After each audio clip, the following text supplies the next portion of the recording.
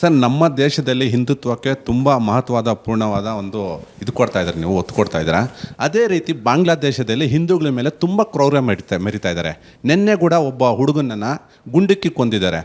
ಅಂದರೆ ವಿದೇಶಾಂಗ ಸಚಿವರು, ಪ್ರಧಾನಿ ಮೋದಿಗಳು ಯಾಕೆ ಇಷ್ಟು ಮೌನವಾಗಿದ್ದಾರೆ? ಅದೇ ನಮ್ಮ ರಾಜ್ಯದಲ್ಲಿ ಏನಾದರೂ ಆಗ್ಬಿಟ್ರೆ ಎಲ್ಲ ಸಂಘಟನೆಗಳು, BJP ಎಲ್ಲ ಹೋಗಿ ಅವ್ರ ಮನೆ ಮುಂದೆ ನಿಲ್ತೀರಾ? ಯಾಕೆ ನಮ್ಮ ಪ್ರಧಾನಿಯವರು ಒಂದು ಟ್ವೀಟ್ ಮಾಡ್ತಾ ಇಲ್ಲ? ಹಾಗೆ ಯಾಕೆ ನಮ್ಮ ವಿದೇಶಾಂಗ ಸಚಿವರು ಅದ್ರ ಬಗ್ಗೆ ಮಾತಾಡ್ತಾ ಇಲ್ಲ? ಯಾಕೆ ಸರ್ ಇಷ್ಟೊಂದು ಮೌನವಾಗಿರೋದು? ಕೋಗಿಲು ಅಕ್ರಮ ತೆರವಿನ ಬಗ್ಗೆ ಪ್ರಶ್ನೆ ಅಂದ್ಕೊಂಡು ಬಾಂಗ್ಲಾದೇಶಕ್ಕೆ ಬಂದಿದ್ದೀರಿ.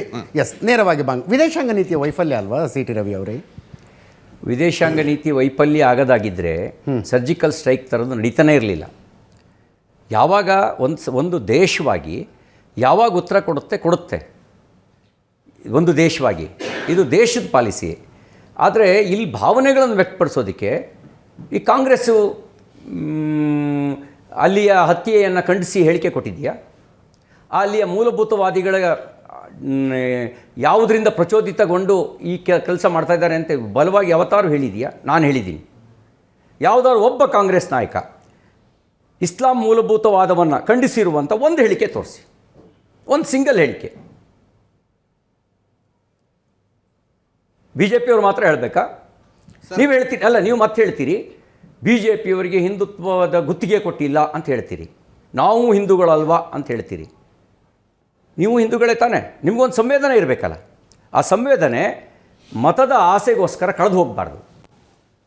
ಆ ಸಂವೇದನೆ ಸಹಜವಾಗಿ 2051ರಲ್ಲಿ ಒಂದು ಸರ್ಕಾರ ಇವತ್ತು ಯಾರಿಗೂ ಹೆದರುವ ಸರ್ಕಾರ ಇಲ್ಲ. ಸರ್ಕಾರವಾಗಿ ಏನು ಮಾಡಬೇಕು, ಯಾವಾಗ ಮಾಡಬೇಕು ಅದನ್ನು ಮಾಡೇ ಮಾಡುತ್ತೆ. ಅದು ಸರ್ಕಾರವಾಗಿ ಮಾಡುತ್ತೆ. ಇಲ್ಲ, CT ರವಿ ಯಾವಾಗ ಮಾಡಬೇಕೋ ಮಾಡ್ತೀವಿ ಅನ್ನುವಂಥದ್ದು ಉತ್ತರ ಆಗಲಿಕ್ಕಿಲ್ಲ. ಆದರೆ ಬಾಂಗ್ಲಾದೇಶದಲ್ಲಿ ದೌರ್ಜನ್ಯ ಅನುಭವಿಸ್ತಾ ಇರುವ ಹಿಂದೂಗಳ ವಿಷಯದಲ್ಲಿ ಮಾಡಬೇಕಾದ ಕೆಲಸವನ್ನು ಈ ಸರ್ಕಾರ ಮಾಡಿಲ್ಲ ಅನ್ನೋದು ನನ್ನ ಭಾವನೆ ಕೂಡ ಹೌದು. ಏನನ್ನು ಮಾಡಬಹುದಾಗಿತ್ತು ಅದನ್ನು ಮಾಡಲಿಲ್ಲ ಅಂತ. ಅಲ್ಲ, ವಿದೇಶಾಂಗ ನೀತಿಗೆ ಸಮಾಧಾನ, ಭೇದ, ದಂಡ 4 ಆಧರಿಸಿ ವಿದೇಶಾಂಗ ನೀತಿ ನಡೆಯುತ್ತೆ. ಯಾವ್ಯಾವ್ದ್ರ ಪ್ರಯೋಗ ಮಾಡಬೇಕು ಖಂಡಿತ ಮಾಡ್ತಾರೆ. ಹಾಗಂತ ಏನು ಬೇಕಾದರೂ ಆಗಲಿ ಅಂತ ಸಹಿಸ್ಕೊಂಡಿರುವಂಥ ಸರ್ಕಾರ ಅಲ್ಲ. ಸಹಿಸ್ಕೊಂಡಿರುವ ಸರ್ಕಾರ ಆಗಿದ್ದರೆ ಸರ್ಜಿಕಲ್ ಸ್ಟ್ರೈಕು ಆಗ್ತಿರಲಿಲ್ಲ. ಸಹಿಸ್ಕೊಂಡಿರುವ ಸರ್ಕಾರ ಆಗಿದ್ದರೆ CAA ತರ್ತಿರಲಿಲ್ಲ. ಸಹಿಸ್ಕೊಂಡಿರುವ ಸರ್ಕಾರ ಆಗಿದ್ದರೆ NRC ಪರವಾಗಿಯೂ ಕೂಡ ಬಲವಾಗಿ ನಿಂತ್ಕೊಳ್ತಿರಲಿಲ್ಲ.